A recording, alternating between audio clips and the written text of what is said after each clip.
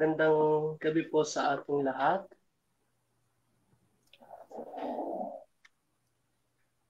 I will just adjust my volume.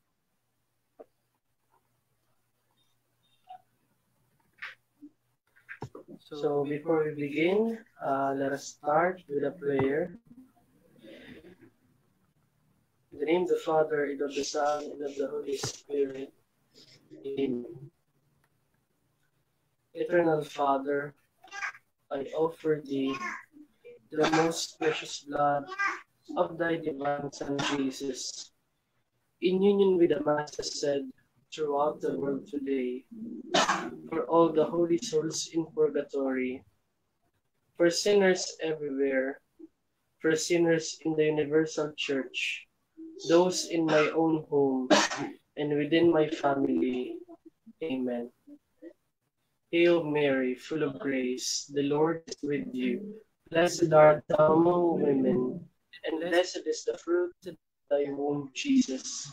Holy Mary, Mother of God, pray for us sinners, now and at the hour of our death. Amen. Glory be to the Father, and to the Son, and to the Holy Spirit, as it was in the beginning, is now, and will be forever. Amen. Blessed Anna Maria Taiji, pray for us. Saint Faustina Kowalska, pray for us. Saint Mary of Jesus Crucified, pray for us. Saint Philomena, pray for us. In the name of the Father, and of the Son, and of the Holy Spirit. Amen. Once again, magandang gabi po sa ating lahat, sa lahat po ng sumusubaybay sa The Stronghold of the Catholic Faith online catechesis this evening, November 29, 2020. Our chosen topic in this session 1 is the divine chastisement or the 3 days of darkness. So first of all, magpapakilala ako. My name is Jude Cuanyo. I'm from Libmanan, Camarines Sur, and promoter of the Universal Living Rosary Association of Saint Philomena here in Bicol. So, ating simulan ang ating session. So, first, let us define what is the meaning of divine chastisement or deeds of darkness. So, divine chastisement is the act of scolding or punishing someone. It can also describe physical punishment or beating. When it's used in the Bible, that's almost always what it means. The Latin root for chastise is castigare, which means to set or keep right or to make pure. Napakalinaw po. Ang meaning po ng divine chastisement from the Latin root word of chastise is castigare, which means to set or keep right or to make pure. So, let us define also what is the meaning of 3 days of darkness. The 3 days of darkness is an eschatological belief based on private revelation within Catholicism, which parallel the 10 plagues against Egypt in the book of Exodus. So, malalaman natin mamaya why it is something connected or parallels in book of Exodus or the 10 plagues. So, this is not a doctrine of the church. This is not a doctrinal revelation. But I will explain to you later what is it all about. So the most spectacular aspect of the act of God will be the 3 days of darkness over the whole earth. The 3 days have been announced by many mystics. Ito po yung mga mystics or some of here are already saints. Some of here are blessed, or some of here also are on their way to saint. It is found in their canonization or beatification documents about what will what they are telling us about 3 days of darkness or divine chastisement. So isa-isayin natin sila. So number 1, Blessed Anna Maria Taigi, Elizabeth Canori Mora, Rosa Columba Asdente, Palma de Oria in Italy, Father Nectu in Belgium, Saint Hildegard in Germany, Perilami, Saint Mary of Jesus Crucified, or also known as Mariam Bordi, Marie Martin, and itong medyo famous, si Mary Judy Jaheni. So, what does the Catholic Church say regarding prophecies? Because the 3 days of darkness will it is hindi pa po ito nangyayari. It's a prophecy by the mystics. So, in order to start on the right footing, it would be wise and salutary to inform ourselves with what the Church has to say on this topic. For our enlightenment, let us repair to the Catholic Encyclopedia for some guidelines regarding prophecies. The following explanations were taken verbatim from the New Advent website, and po yung ating source. So, isa-isahin po natin, and then later on we'll explain about this. As the term is used in mystical theology, it applies both to the prophecies of canonical scripture and to private prophecies. Understood in its strict sense, it means the foreknowledge of future events, though it may sometimes apply to past events of which there is no memory, present hidden things which cannot be known by the natural light or of reason. St. Paul, speaking of prophecy in 1 Corinthians 14, does not confine its meaning to prediction of future events, but includes it under divine inspiration concerning what is secret, whether future or not.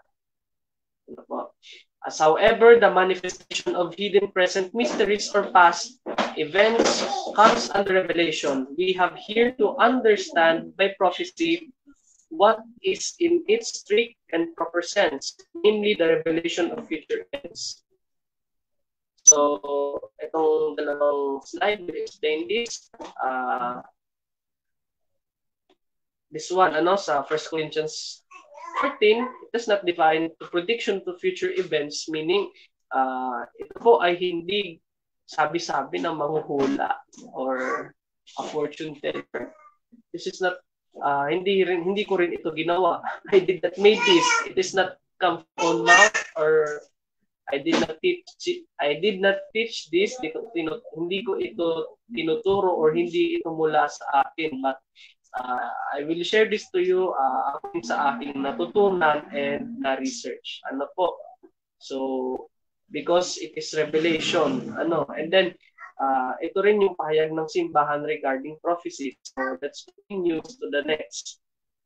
The knowledge be supernatural and infused by God because it concerns things beyond the natural power of created intelligence, and the knowledge must be manifested either by words or signs because the gift of prophecy is given primarily for the good of others and hence needs to be manifested. Napakalinaw.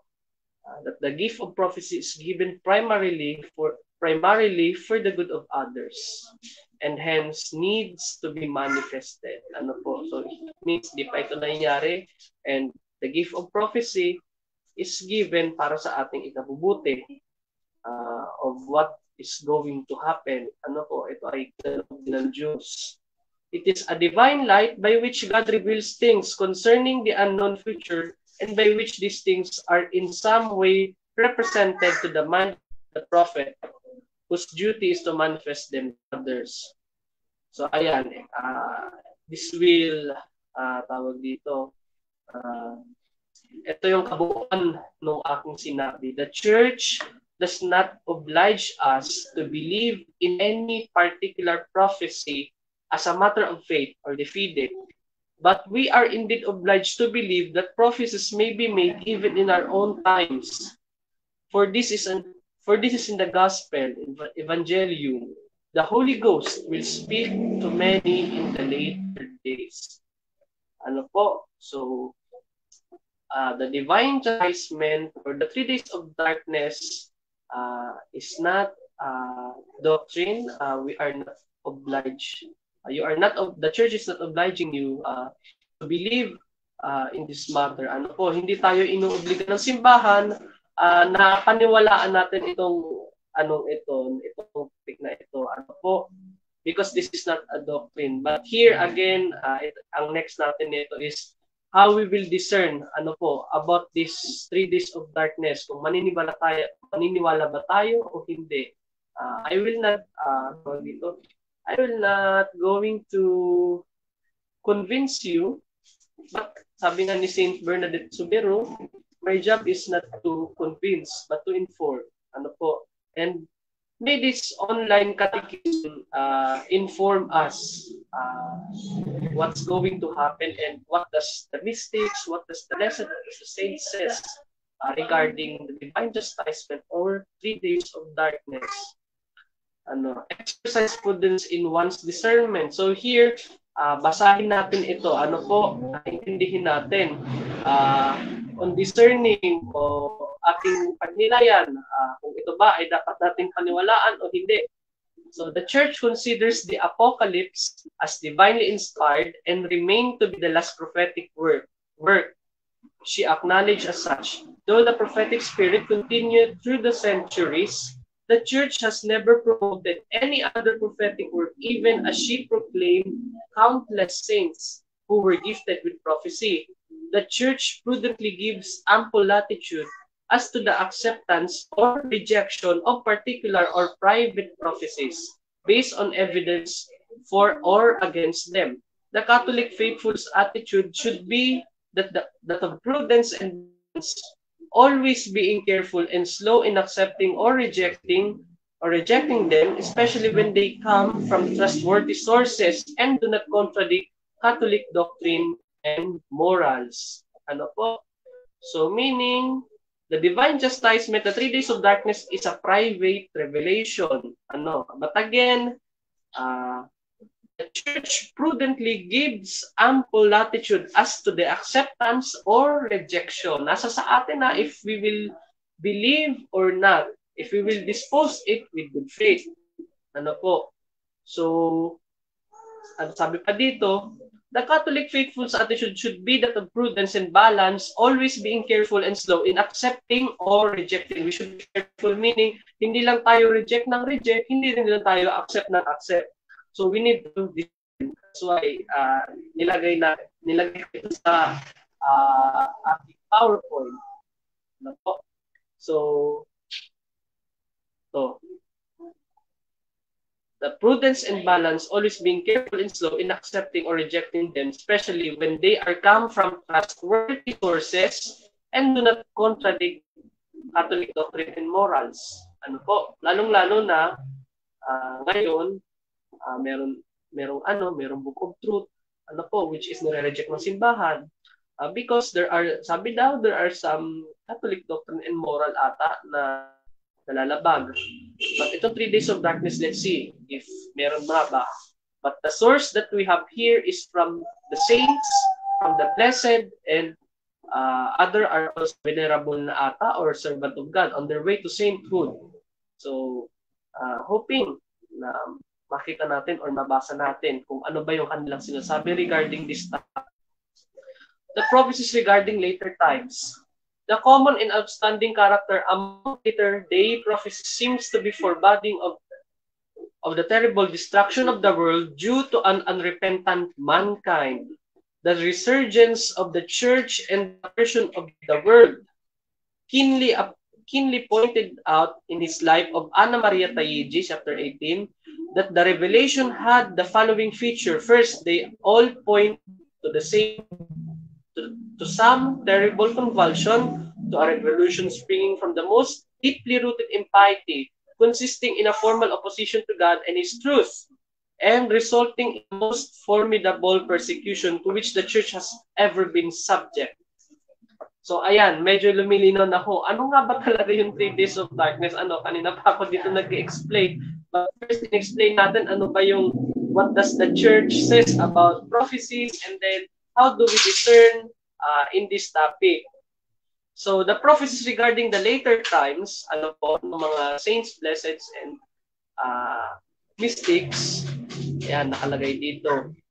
Isa lang yung kanilang pinopoint out na mangyayari. Ano po?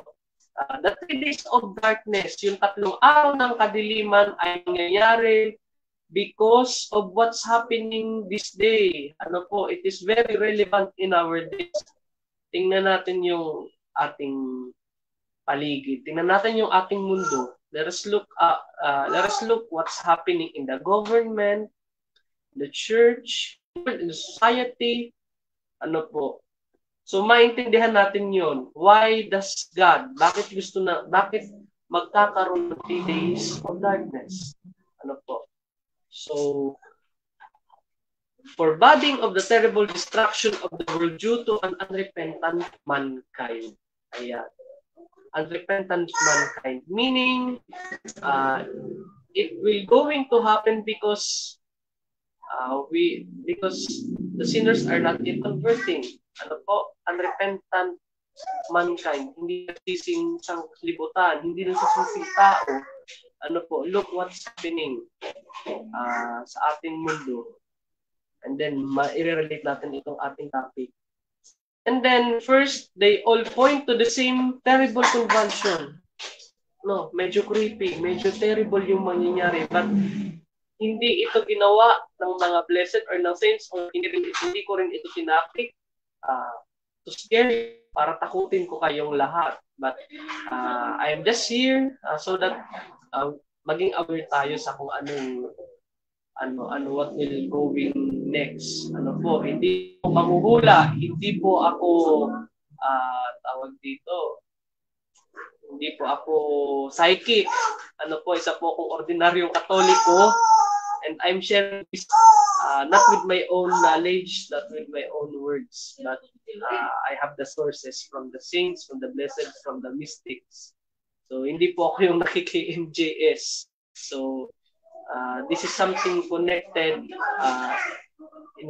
this is something relevant in our world today. So secondly, ito Paul promised for the church a victory more splendid than she has ever achieved here below. The Fatima prophets fit exactly into this category when Our Lady spoke of a terrible chastisement if men do not repent and amend their lives. But she also gave hope, promising that in the end, her immaculate heart will triumph. Ano po? So, Our Lady of Fatima already spoke about this also. Our Lady spoke of a terrible chastisement. What chastisement would it be? Ito na po yun. Ano po? If men do not repent. Titingnan natin ngayon. Let us consider what is happening in our world.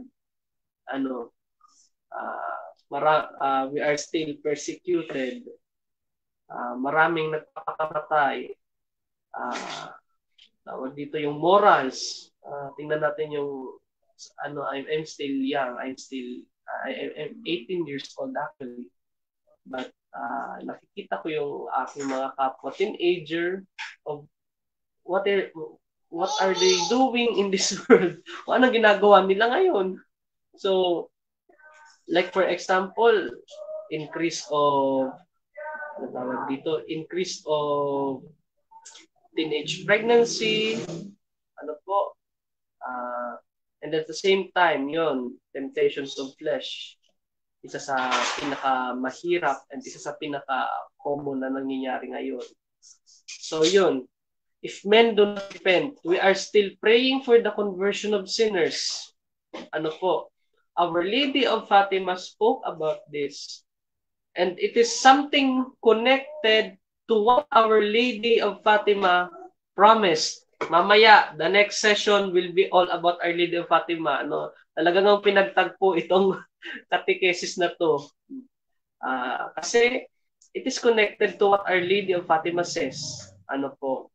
The 3 days of darkness will happen first. Yun muna ang kailangan mangyari. We need to undergo divine chastisement before we attain the triumph of the Immaculate Heart of Mary.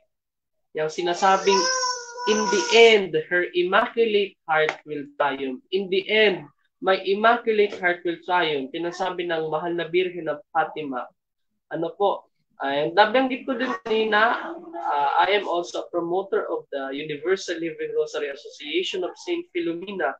So, sa aming intention, sa aming obligation in our prayer life, nakalagay doon, pray for your daily intention for the triumph of the Immaculate Heart of Mary. Ano po? So, yung association na aking sinasamahan or the association that I am belong is praying is praying for the triumph of the Immaculate Heart of Mary.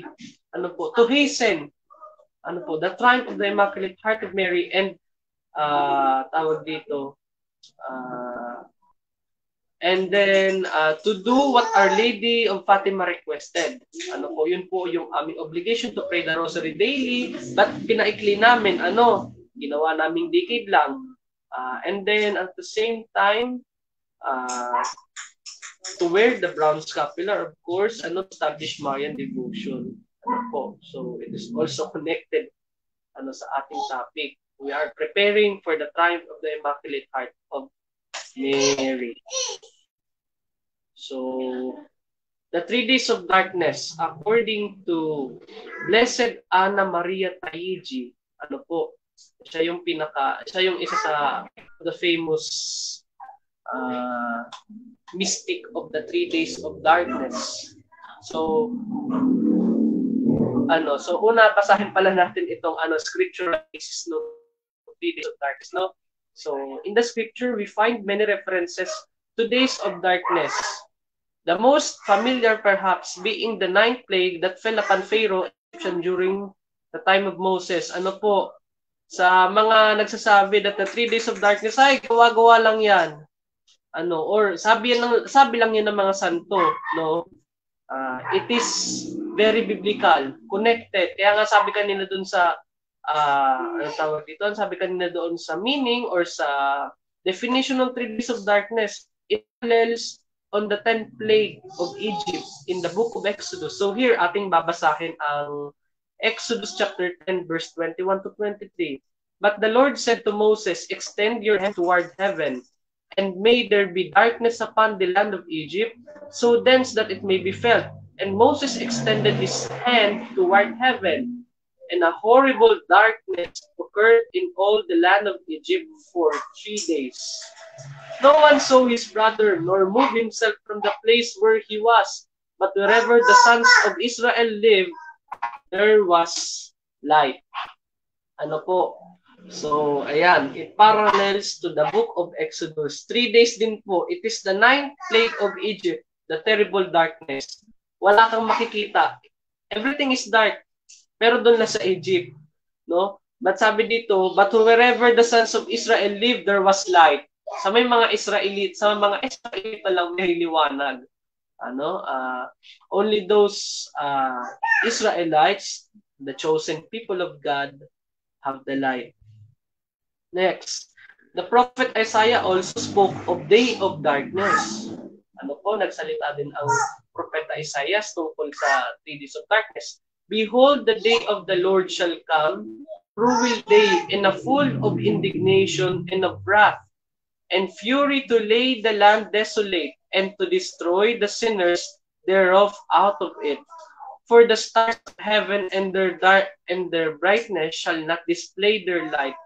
The sun shall be darkened in the rising, and the moon shall not shine with her light, and visit the evils of the world, and against the wicked for their iniquity. And I will make the pride of infidels to cease, and will bring down the arrogancy of the mighty. Isaiah chapter 13, verse 9 to 12. Ano po? So kung ating babasahin itong Isaiah, the book of the prophet Isaiah chapter 13, verse 9 to 11, and then later babasahin din natin yung vision or kung ano yung sinabi ni Blessed Anna Maria Taigi and the other saint regarding the 3 days of darkness. Magugulat kayo. You can screenshot this verse. Ano po, you can, pwede ninyong tandaan kung ano yung sinabi doon. And then, tawag dito, compare it. I-compare nyo doon. No? Compare nyo doon sa message. What will going to happen on the 3 days of darkness. Ayan. So medyo horrible nga. Sa Bible pa lang, parang nakakatakot na yung anong mangyayari. But it is not, hindi ibig ng Diyos na tayo ay takutin, but kung titingnan natin bakit gusto ng Diyos or bakit pangyayarihin ng Panginoon Diyos yung 3 days of darkness, upang kanyang linisin at upang kanyang panibaguhin ang kanyang bayan. Ano po? So, mamaya, maintindihan nyo kung bakit mangyayari yung 3 days. Again, let's move. Ano po? From the New Testament, meron din sa New Testament, we also learn that a cloak of darkness enveloped the world when our Lord died on Calvary, as was recorded by the evangelist. Ayun, yung darkness also, makikita din natin sa New Testament, kung namatay ang Panginoong Jesus sa krus. Ano po? Then from the 6th hour, there was darkness over the entire earth until the 9th hour. Ano po? So Matthew chapter 27, verse 45. And when the 6th hour came, there was darkness throughout all the earth until 9th hour. Ayan. But it was almost the 6th hour, and there was darkness in the entire earth until the 9th hour. Luke 23, verse 44. Pwede niyo po itong screenshot. Ano po? Yan, ang darkness. So, nangyari yung darkness. Ano po? But, kinaiba lang dito. 6 hour, 6 hour, dumilim yung mundo. Nung namatay ang ating Panginoong Jesucristo. Ano po? But what will happen on 3 days of darkness is not just all about darkness. Malalaman natin. Ayan. So, let me first introduce to you the mystic of the 3 days of darkness, Blessed Anna Maria Taigi, 19th century Italy. Ano po? She lived in 19th century. Yes, 1920. Though an ordinary housewife and mother, Blessed Anna Maria Taigi led some exemplary spiritual and Christian life that gained her the reputation as one of the greatest saints of all time. She experienced frequent ecstasies, performed miraculous cures, read hearts, foretold deaths, and predicted the coming of future events. She foretold the first 2 world wars, the havoc in the 20th century. 18 years after her death, her body remained incorrupt. Amid praises, Pope Benedict XV beatified her on May 20, 1920. Ano po? So, this is Blessed Anna Maria Taigi, model and patroness of Christian wives and mothers. So, she's also a tertiary of the Order of the Most Holy Trinity. So, ayan po, makikita natin. Siya ang mystic, one of the famous mystic ng 3 Days of Darkness. So, atin din makikita the incorrupt body of Blessed Anna Maria Taigi in Italy. Ano po? So, this is the following words or the revelations to Jesus Christ, to Blessed Anna Maria Taigi. This is exactly what will happen. Ano po? On the 3 days of darkness. God will send 2 punishment. One will be in the form of wars, revolutions, and other evils. It shall originate on earth. The other will be sent from heaven. There shall come over the whole earth an intense darkness, lasting 3 days and 3 nights.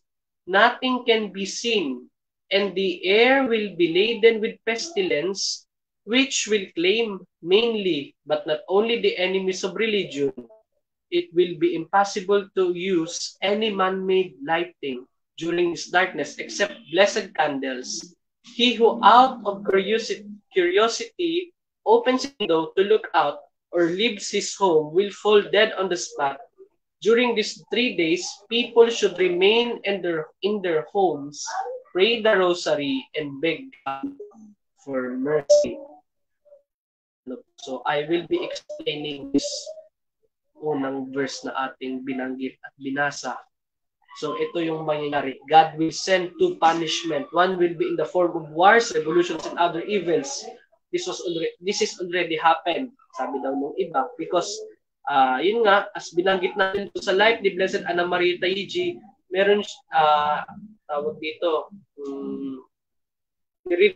or anong tawag dito?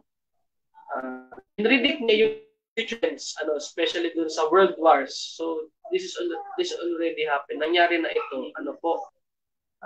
It shall be originated on earth. So nangyari nga in earth. World war, revolutions. So previous years, maraming nakadaang taon, dekada, nagkaroon din naman ng mga revolution, and then events like sabihin na natin yung kay Hitler, can be So the other will be sent from heaven. There shall come over the whole earth an intense darkness. So parang yung sa Egypt lang, darkness lasting 3 days and 3 nights. 3 araw, 3 gabi. Nothing be seen. Wala tayong makikita. In this day, wala tayong makikita talaga. So meaning lahat, kahit yung man-light, yung ilaw nyo, yung cellphone nyo, yung laptop nyo, yung kotse nyo, yung kalan, and then everything man-made, kahit magsindi ka ng apoy, it will not give light on that day. The air will be laden with pestilence. Yung isang version nito, the air will be infected with demons. You can search it. Yung ibang translation or version nitong revelation ni Blessed Anna Maria Taiji. So meaning the air will be talagang nakakatakot po. But again, hindi po ako nananakot. But this is what will really happen, and what I am informing you. Kasi since it is very relevant in our time. And then, which will claim mainly only the enemies of religions. Ayan, sinabi ko na kanina, it will be impossible to use any man-made lightnings. Lahat po ng uri ng ilaw na gawa ng tao hindi liliwanag sa araw na yun, except blessed candles. Mary Julie Jaheni said that blessed beeswax candles. Yan lang po ang magliliwanag. So saan tayo makakuha ng blessed candles? We can get blessed candles on the purification, on the feast of purification of the Blessed Virgin Mary.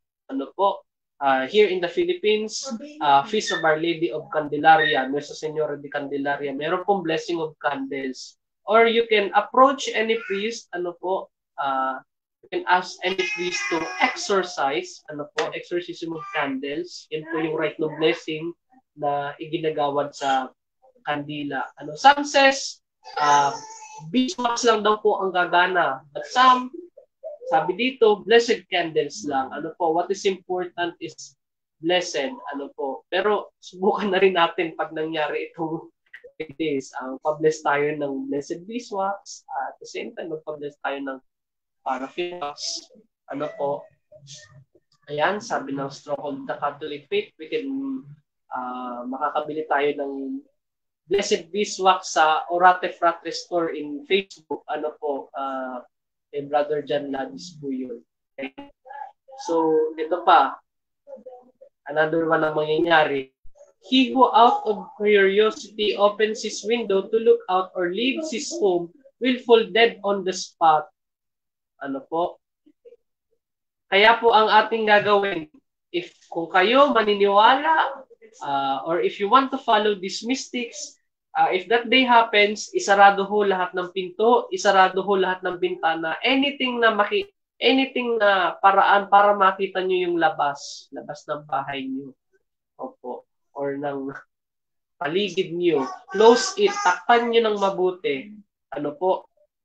And don't ever try to look or go out of your house. Kasi anong mangyayari? He who out of his curiosity opens his window to look out or his home will fall dead on the spot. Ayan. Dead on the spot kapag binuksan mo. We don't know what will happen. Kung pagbukas mo, lalamunin ka ng demonyo. Joke lang po. O paglabas mo. Ayan, basta nakalagay, whoever open or whoever out of his curiosity open his door or window to look out will dead on the spot. So you will die. Ano po? So during these 3 days, what should we do? Ano po? People should remain in their homes. Ayan. Remain in your home. And sana meron kayo kahit munting altar, ano po, or munting, if you have prayer space, prayer room, and then gather. Pray the rosary and beg for God's mercy. Ano po. So, ayan.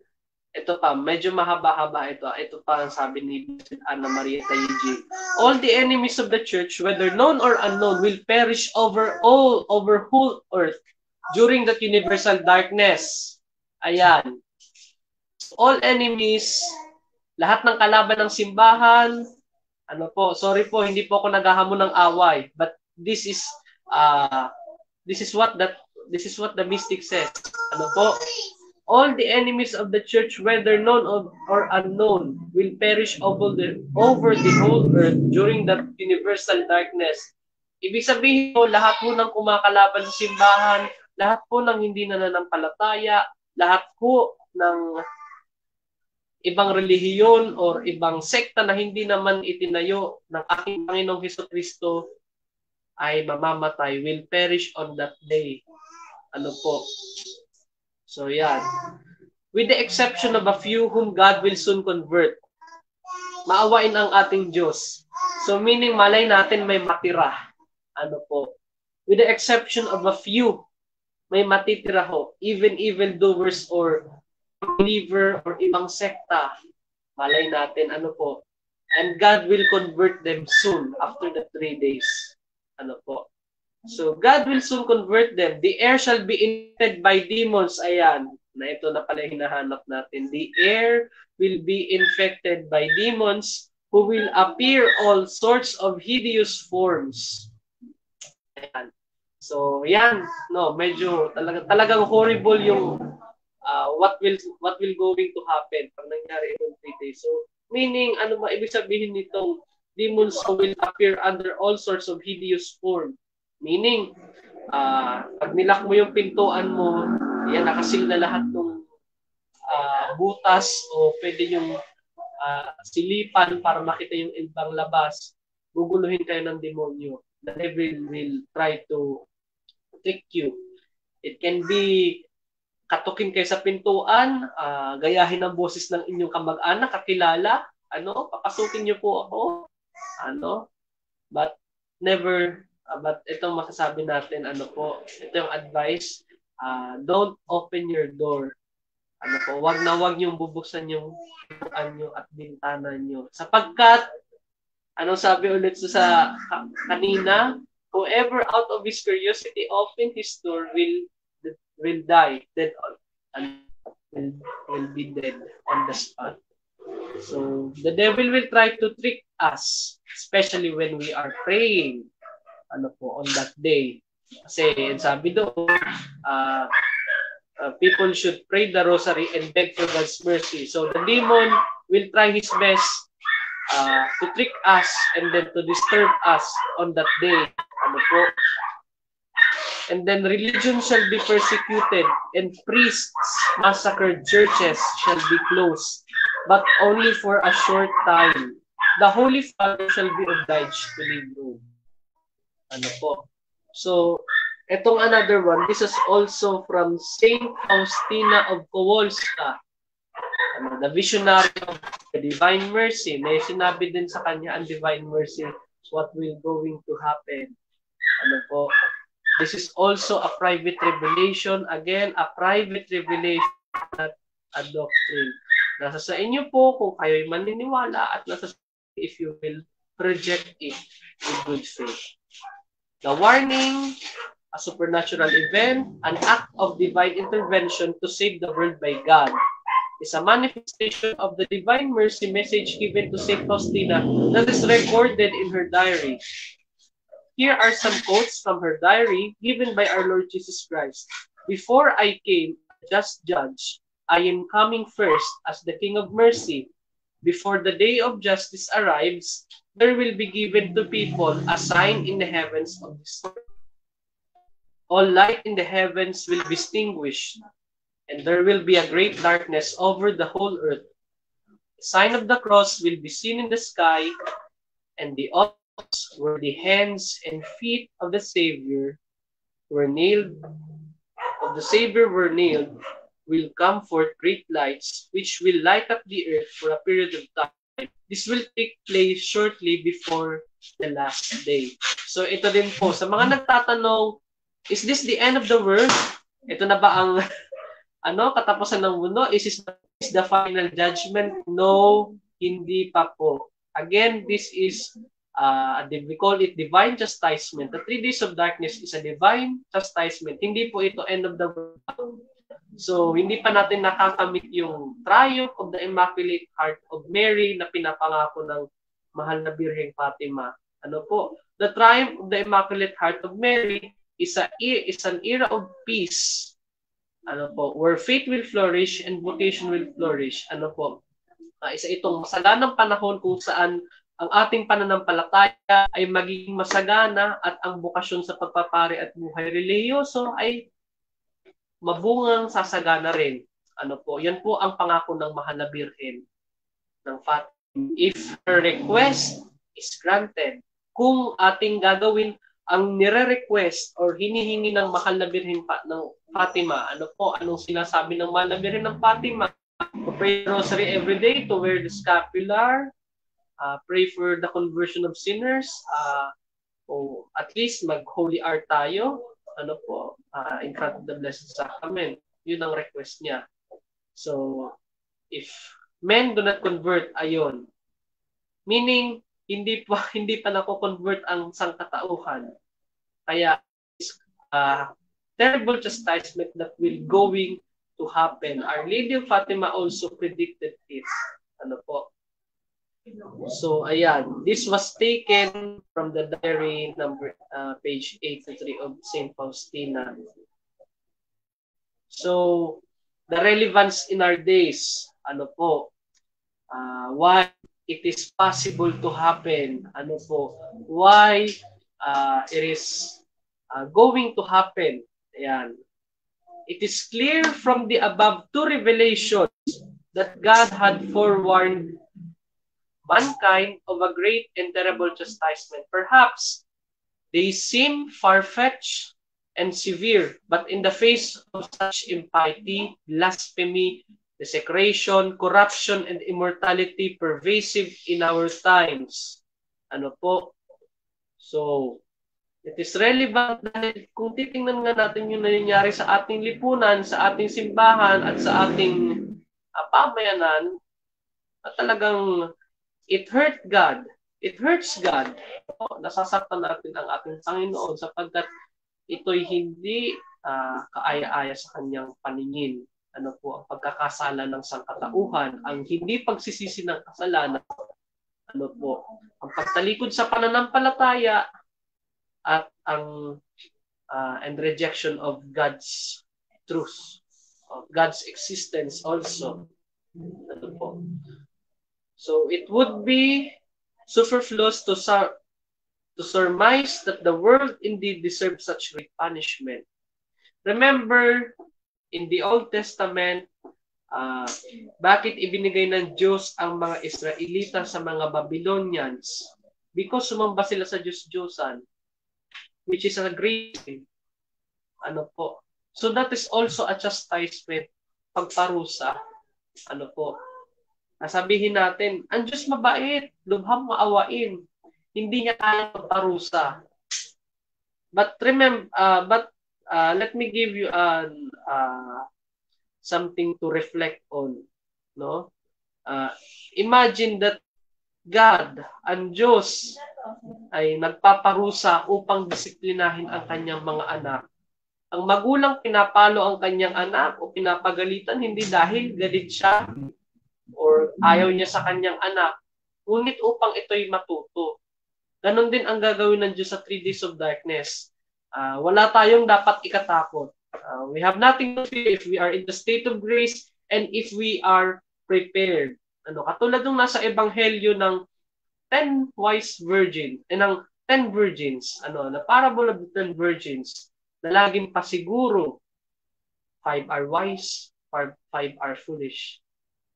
But gayahin natin yung 5 matalino, na laging handa sa pagdating ng nobyo, sa pagdating ng ating Panginoon. Again, this is not final judgment.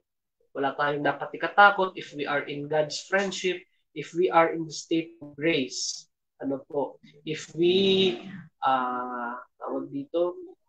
if we felt sorry for our sins, kung tayo nagsisisi sa ating mga kasalanan o ating binabago ang ating buhay, sinusubukang baguhin ang ating buhay, dahil alam nating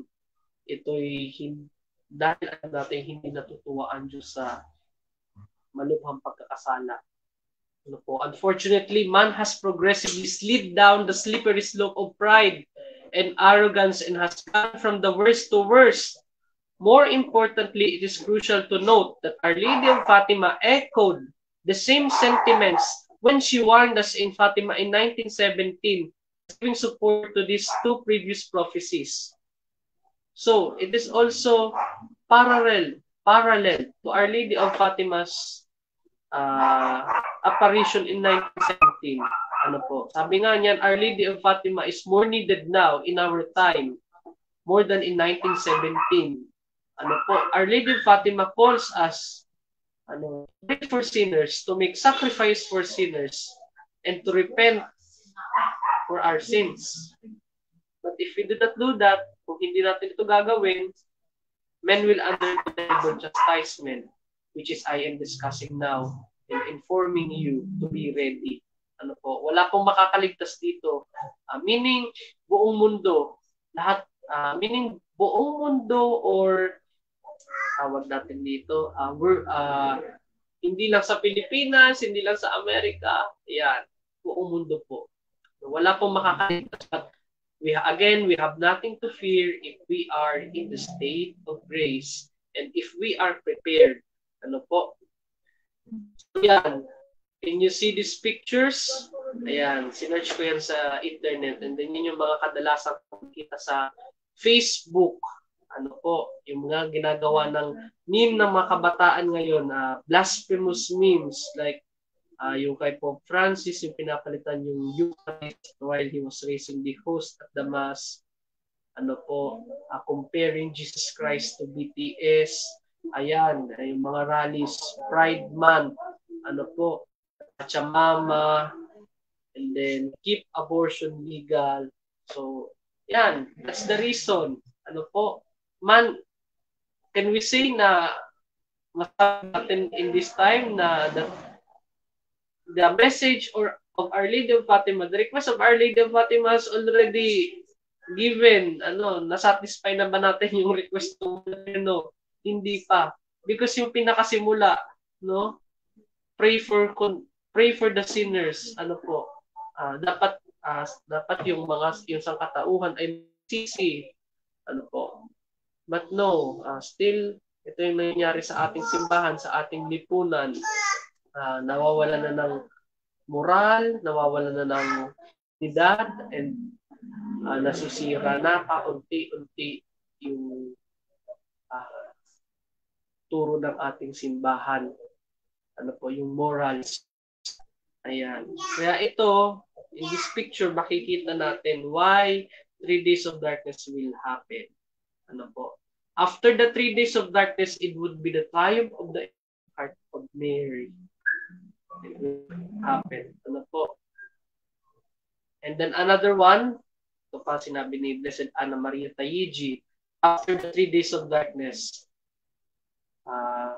Blessed Anna Maria Taiji spoke of this restoration in the following manner. So, after the 3 days of darkness, Saints Peter and Paul, having come down from heaven, will preach throughout the world and designate a new pope. A great light will flash from their bodies and will settle upon the cardinal, the future pontiff.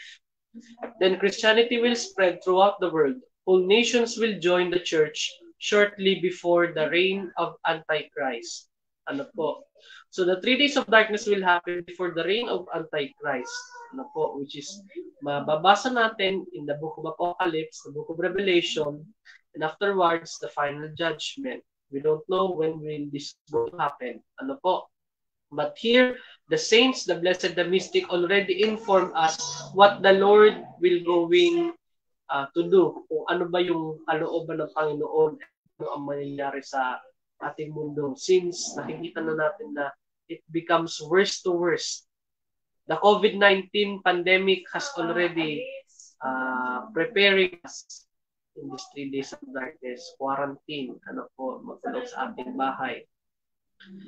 Ayan. So, we don't know what will happen to the Holy Father. Nangyari yung 3 days. Sabi nga, the Holy Father will oblige to leave Rome.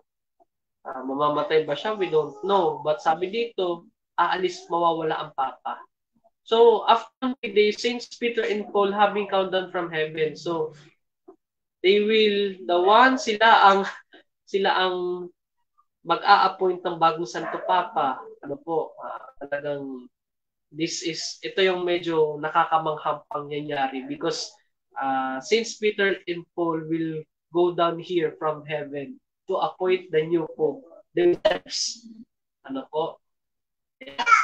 So this conversion will be amazing. Yan. We will all be converted. Those who shall survive shall have to conduct themselves well. There shall be innumerable conversions of heretics who will return to the bosom of the church. All will note the edifying conduct of their lives as well as that of all other Catholics. Russia, England, and China will come to the church. Ayan, request ng Our Lady of Fatima to consecrate Russia. This will be the triumph of the Immaculate Heart of Mary. Ano po? So it will happen after the 3 days. Kaya wag po nating katakutan bagkus we must be prepared because we will be amazed.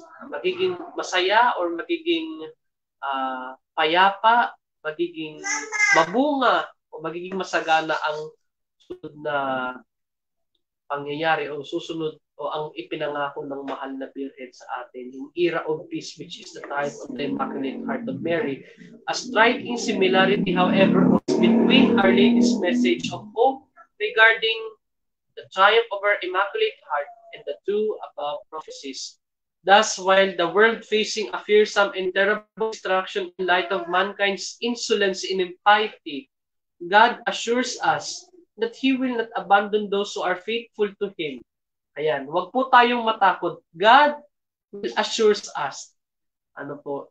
Binibigyan tayo ng Diyos ng assurance na hindi niya pababayaan yung mga mananatiling tapat sa Kanya. Meaning, we should be in the state of grace, we should repent on our sins. Pagsisihan na natin ang ating mga kasalanan. Ano po? Magbalik loob tayo sa ating pananampalataya. We should not be Catholic only on names but also in our deeds. Ano po? So, Our Lady gave us the remedy at Fatima by asking for the daily recitation of the Rosary, the establishment of the first 5 Saturday devotions, devotion to her Immaculate Heart, a prayerful life, penance and amendment of life. Yan ang kailangan nating gawin to prepare on the 3 days of darkness. Sorry, hindi ko na-add sa aking slide. What will be used on the 3 days of darkness. So, have a blessed candle, have a blessed beeswax candle, if you can afford. And then, crucifix, rosaries, spiritual reading books, if you have holy water, exorcise oil, exorcise salt, you should have those sorts of sacramental, especially in sealing your home and in praying while the terrible day will happen. Ano po, God will not abandon us if we will remain in Him and in His love. Ano po, so the remedy was already given at Fatima. Ano po, yun po ay aming ipinopromote sa Universal Living Rosary Association. Hindi po ako nangangampanya. Pagkus, I also suggest this kind of devotion in praying the rosary, in maintaining the 5 Saturday devotions, devotion to her Immaculate Heart, a prayerful life, penance and amendment of life. Pagsakripisyo.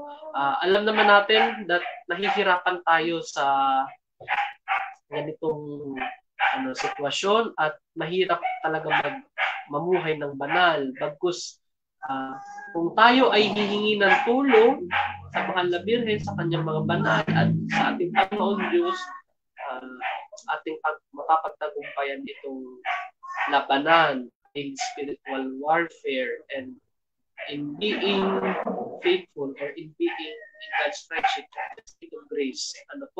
This request remain ever relevant and urgent. Talagang relevant and urgent siya. Talagang we could connect this in our time. And urgent, kailangan natin gawin right now, right away. Gawin natin. Upang marami tayong mailigtas na kaluluwa. At the prayer is the key to God's heart. Tanging prayer. And not only prayer, but sacrifice. Magiging, sabi sa akin nung isang pare, prayer is complete or prayer is worthless without sacrifice. So, kailangan nating magsakripisyo. Meaning, we can fast, we can fast on the things that na sobra na. We can fast on our foods, our gadgets, on everything we have. And then, amid the confusion of our days, talagang magulong-magulo yung nangyari sa ating mundo. COVID-19, bagyo, yung mga nangyari sa ating gobyerno, etc. We are amidst in the confusion of our days. Let us remain steadfast and continue to hope, confide, and turn to Our Lady, who is our Mother of good counsel and our confidence. We must always trust in her words and never tire in believing. So yan, we should establish devotion to Our Lady, do her request right away so that tayo'y makaligtas kung ito'y mangyari man. Tayo maging remain faithfully to God and we may remain in God's friendship. In the end, my Immaculate Heart will yan ang pangako ng ating Mahal na Birhen after the divine chastisement or the 3 days of darkness. So, for more information, we can search for this topic. Pasa-search natin itong topic sa YouTube. We can search for Dr. Marshall Taylor, an apologist also, about 3 days of darkness. And then we can look for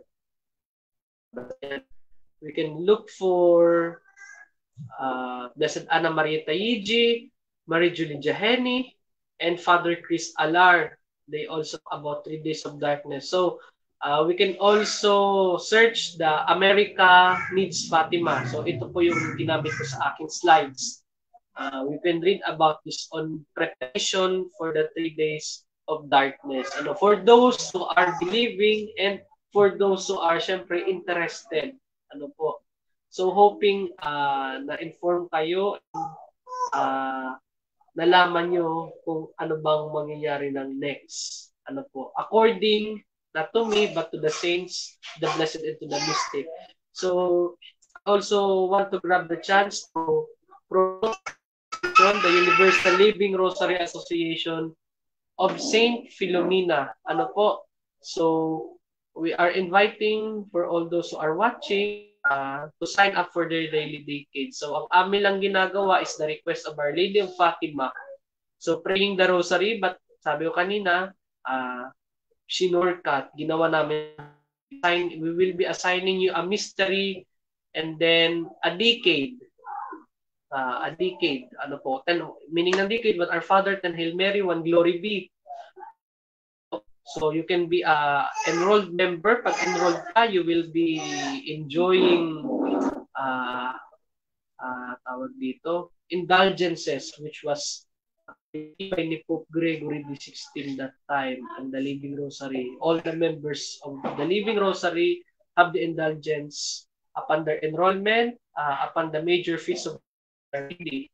Ano po, you can contact Brother Jose Gerard La Rosa or Miss Katrina Yulo of St. Philomena Manila Center for Promoters. For those who are in NCR, ano po, and in other provinces, you can also contact me, no, Jude Kwame, Philomena Center for Promoters here in Bicol. You can also contact Sir Third Nico Sirius on Facebook. Ano po, for those who are in Archdiocese of Cáceres and Capilla de San Agustin. For those who are in Visayas, you can contact Ars Lojado or Go Sacristan in Facebook, St. Philomena Center for Promoters. And for those in Mindanao, you can contact St. Philomena Mindanao Center for Promoters in Facebook, Bibert Ladisla, Lichador, and Ken Tonil. You can contact them through ULRA Northern Mindanao. Ano po, for those who are in Northern Mindanao. And ULRA Southern Mindanao, dito na ilagay dito si Brother Mark Bennett, a Redemptorist, professed brother. And then, for those who are looking for beeswax candles and for more sacramentals, or 3 Days of Darkness kit, may available na po siya. You can look for Miss Arlene Alog David in Facebook. Ano po, nagpo-provide siya. She's selling it. But again, note on selling the sacramentals, they are para ma-avoid yung sin of simony, they are selling it, they are being paid. Kailangan mo ng bayadan bago nila ipabless. So after nyo magbigay ng pera, bago nila i-ship, they will be asking a priest to bless the kit or the candle. You can also visit Exorcism Cross Group via Brother Ronnie Season and Brother Jen Principe. You can both San Sacramentals, Exorcism Cross, and Exorcism Bell there. And you can also look for St. Philomena Manila Center for Promoters or ULRA Manila through Brother Gerard for Blessed Beeswax Candle. And then kanina may nag-comment yung kay Brother John Ladis, yung Orate Fratri Store, you can look for it. Merong mga beeswax candles doon. You can ask them after nyo magbayad to pay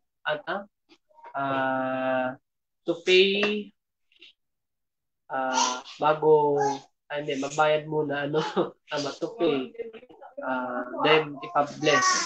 Hindi naman nila binibenta ng bless na to avoid the sin of simony. They asking the priest to bless it after the payment. And then we will also provide soon here in Bicol for those who are nearing Bicol of beeswax candles.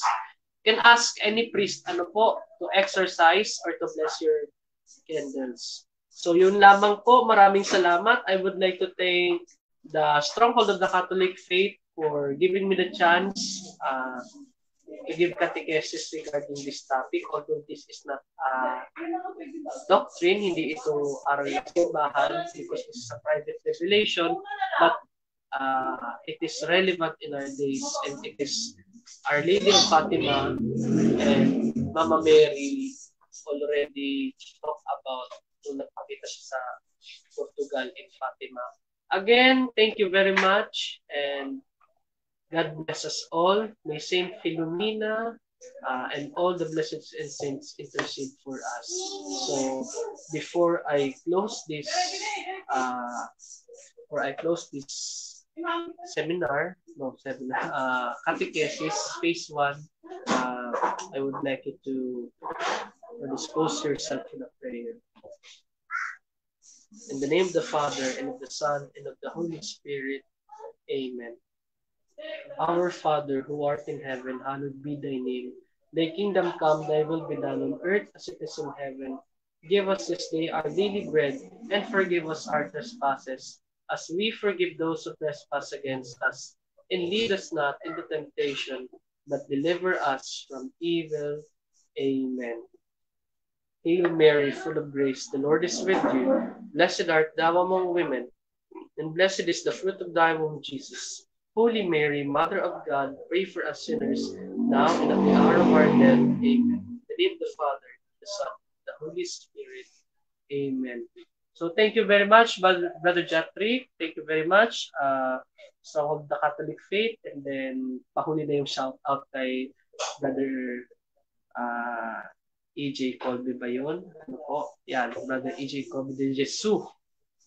And then, to all the Fidesians, ano po, hoping to see you all and watch your topic in this catechesis. Thank you and goodbye.